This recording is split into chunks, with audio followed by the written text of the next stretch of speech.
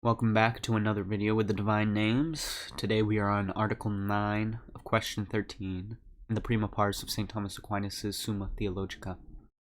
Article 9 asks whether this name, God, is communicable. Objection 1. It seems that this name God is communicable. For whosoever shares in the thing signified by a name shares in the name itself. But this name, God, signifies the divine nature, which is communicable to others, according to the words, He hath given us great, the most great and precious promises, that by these we may be partakers, made into partakers of the divine nature.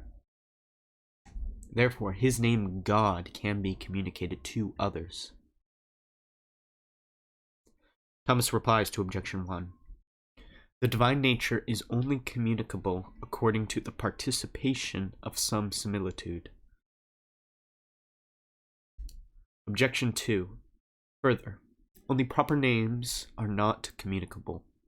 Now this name, God, is not a proper, but an appellative noun, which appears from the fact that it has a plural, according to the text. I have said, you are gods, as it says in Psalm 81, verse 6. Therefore, this name God is communicable. Thomas replies to Objection 2. This name God is an appellative name, and not a proper name, for it signifies the divine nature in the possessor, although God himself, in reality, is neither universal nor particular. For names do not follow upon the mode of being in things, but upon the mode of being as it is in our mind, and yet it is incommunicable according to the truth of the thing, as was said above concerning the name Son. Objection 3. Further, this name God comes from operation, as explained, but other names given to God from his operations or effects are communicable, as good, wise, and the like. Therefore, this name God is communicable. Thomas's reply to Objection 3. These names, good, wise, and the like, are imposed from the perfections proceeding from God to creatures. But they do not signify the divine nature, but rather signify the perfections themselves absolutely, and therefore they are in truth communicable to many. But this name, God, is given to God from his own proper operation, which we experience continually, to signify the divine nature. On the contrary, it is written, they gave the incommunicable name to wood and stones, as it says in the Book of Wisdom, chapter 14, verse 21, in reference to the divine name. Therefore, this name God is incommunicable. I answer that a name is communicable in two ways, properly and by similitude. It is properly communicable in the sense that its whole signification can be given to many. By similitude, it is communicable according to some part of the signification of the name. For instance, this name, lion, is properly communicable to all things of the same nature as lion.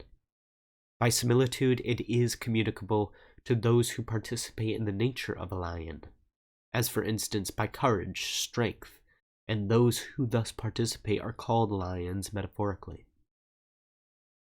To know, however, what names are properly communicable, we must consider that every form existing in the singular subject, by which it is individualized, is common to many, either in reality or in idea, as human nature is common to many in reality and in idea.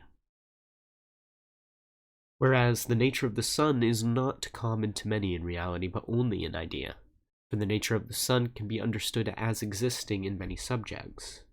And the reason is because the mind understands the nature of every species by abstraction from the singular. Hence, to be in one singular subject, or in many, is outside the idea of the nature of the species. So, given the idea of a species, it can be understood as existing in many. But the singular, from the fact that it is singular, is divided off from all others. Hence, every name imposed to signify any singular thing is incommunicable both in reality and in idea. For the plurality of this individual thing cannot be, nor can it be conceived in idea.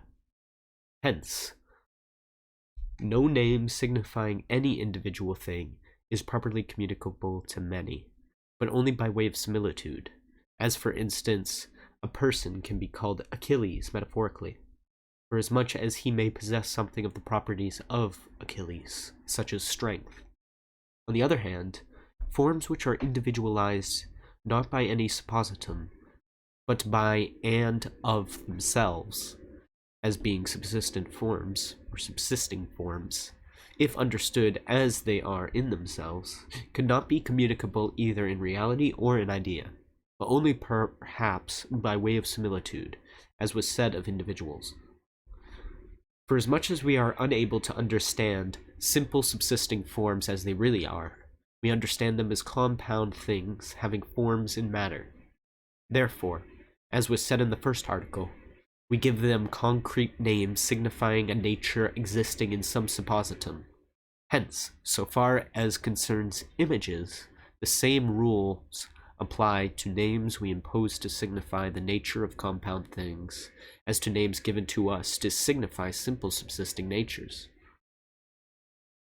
Since then, this name God is given to signify the divine nature as stated above in Article 8, and since the divine nature cannot be multiplied as shown above, it follows that this name, God, is incommunicable in reality, but communicable in opinion, just as in the same way as this name Son would be communicable according to the opinion of those who say there are many sons. Therefore, it is written, "You serve them who by nature are not gods," as it says in Galatians chapter 4, verse 8. And a gloss adds, "Gods not in nature, but in human opinion."